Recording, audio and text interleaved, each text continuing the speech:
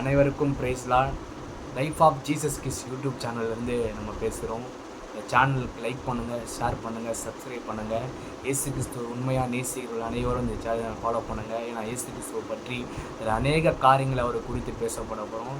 இன்றைக்கு என்ன பேச போகிறோன்னா, மனம் திரும்புங்கள், பரலோக ராஜ்யம் சமீபத்திருக்குது. இந்த வசனத்தை பற்றி தான் பேச போகிறோம். இன்றைக்கு சகோதர சகோதரி, தாயார், தகப்பனார் எல்லாருக்கும் கருத்தில் ஒன்று சொல்லுறேன், கேட்டுக்கொள்ளுங்கள். மனம் திரும்புங்கள், பரலோக ராஜ்யம் சமீபத்திருக்கிறது. இயேசு கிறிஸ்துவை நீங்கள் அறிவீர்களானா இயேசு கிறிஸ்து உங்களை விடுதலை ஆக்குவார். எப்படின்னா, அநேக காரியங்களை என் வாழ்க்கையில் நான் பண்ணேன், அநேக தவறுகளை பண்ணேன், அநேக பாவங்களை செய்தேன். என் உயிர் மரித்து போயிருக்கேன். இன்றைக்கு நான் செத்துருந்தேன்னா 4 வருஷம் ஆயிருக்கும், என் எலும்பு கூட இருக்குமானு தெரியாது. எப்படிப்பட்ட வாழ்க்கையிலிருந்து ஆண்டவர் என்னை மீட்டு கொண்டு வந்தார். இயேசு கிறிஸ்து என்னை மீட்டார். அதனால் நான் மனத்திருந்தேன். இன்றைக்கி மனத்திருந்தின பிறகு என் வாழ்க்கை எப்படி இருக்குன்னா, கையில் காசு இல்லை, பெரிய வீடு இல்லை, காரு பங்களா இல்லை, ஆனாலும் சந்தோஷமாக இருக்கிறேன். 3 வேளை சாப்பிட்றேன். ஏன்னா இயேசு கிறிஸ்து என்னை ஆசீர்வதித்து நடத்துகிறார். அவர் நடத்துகிறபடியால் நான் நடக்கிறேன். அவர் இல்லைன்னா என் வாழ்க்கையில் ஒன்றும் இல்லைங்க. என் வாழ்க்கை எப்படிப்பட்ட வாழ்க்கையாக இருந்தது தெரியுமா? அநேக பாவங்களை செஞ்சேன். இந்த உலகத்தில் என்னென்ன பாவங்கள் இருக்குதோ அந்த எல்லா பாவத்தையும் நான் செஞ்சேன். இந்த பாவத்திலிருந்து எனக்கு யார் விடுதலை கொடுத்து? நான் மரித்து சாம்பலாக போயிருப்பேன். ஆனால் என்னை உயிரோடு எழுப்பின என் தேவன் ஆண்டவராகிய இயேசு கிறிஸ்துவை இன்னும் நான் வணங்குகிறேன். என் ஜீவனுள்ள நாளெல்லாம் அவரை துதிப்பேன், அவரை போற்றுவேன், அவரை உயர்த்துவேன். அவர் எப்படிப்பட்ட தேவன் தெரியுமாங்க? உங்களை தேடி வருவார். அநேக பேர் நிறைய பேர் சுவிசேஷன் சொல்கிறாங்க, இடத்துல சுவிசேஷன் சொல்ல போகிறவங்களை அடிக்கிறாங்க, காசு கோசம் வந்தேன்னு சொல்கிறாங்க. எல்லாருக்குமே காசு இருக்குதுங்க, எல்லாருக்கும் பணம் இருக்குது. ஆனால் அப்படி இல்லை. எங்கள் வாழ்க்கையில் நாங்கள் பட்ட சந்தோஷத்தை உங்களுக்கு தேடி சொல்கிறோம். இயேசு கிறிஸ்து ஒருத்தர் இருக்கிறாரு.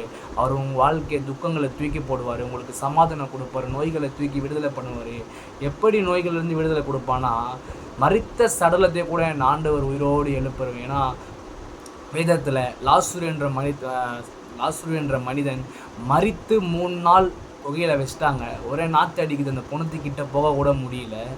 அப்படிப்பட்ட பொணத்தை என் தேவன் அங்கே போயிட்டு அவனை பேர் சொல்லி கூப்பிட்ற, லாசருவே எழுந்து வா என்று மரித்த சடலம் உயிரோடு எழுந்து வந்ததுங்க. ஏன்னா என் ஆண்டவர் மரித்த சடலங்களை உயிரோடு எழுப்புகிறது. அப்படிப்பட்டது தான் என் வாழ்க்கையில் மரித்து போன என் வாழ்க்கையை என் ஆண்டவர் உயிரோடு மீட்டு கொடுத்து இன்றைக்கு நான் தேவனை வணங்குகிறேன். இந்த தேவன் எப்படிப்பட்ட தேவன் என்று அநேக பேருக்கு சொல்லி கொண்டு இருக்கிறேன்.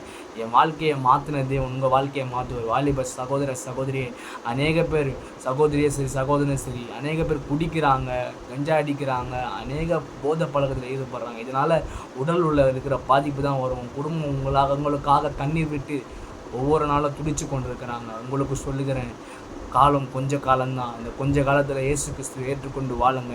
நரகத்துக்கு போகிறவங்க வாழ்க்கையை பரலோகத்துக்கு சமீபத்திருங்க. மன திரும்புகள், பரலோக ராஜ்யம் சமீபத்தில் இருக்கிறது. இந்த வசனத்தின்படி உங்கள் பாவத்தை விட்டு விலகுங்க. என் வாழ்க்கையில் நான் பண்ணாத பாவங்கள் இல்லை, பண்ணாத அக்கிரமங்கள் இல்லை. அநேக பேரை நான் செத்துருவேன்னு நினச்சாங்க. ஆனால் அப்படிப்பட்ட வாழ்க்கையை என் ஆண்டவர் மாற்றினார். இப்படிப்பட்ட எண்ணியை ஆண்டவர் மாற்றினார்னா உங்களை மாற்ற மாட்டாரா? உங்களுக்கு அழைப்பு தேடி வரும். இயேசு கிறிஸ்து வசனத்தின் பிரகாரம் ஏற்றுக்கொண்டு வாழ ஆரம்பிங்க. கர்த்தர் உங்களை ஆசீர்வதிப்பார். ஆமென்.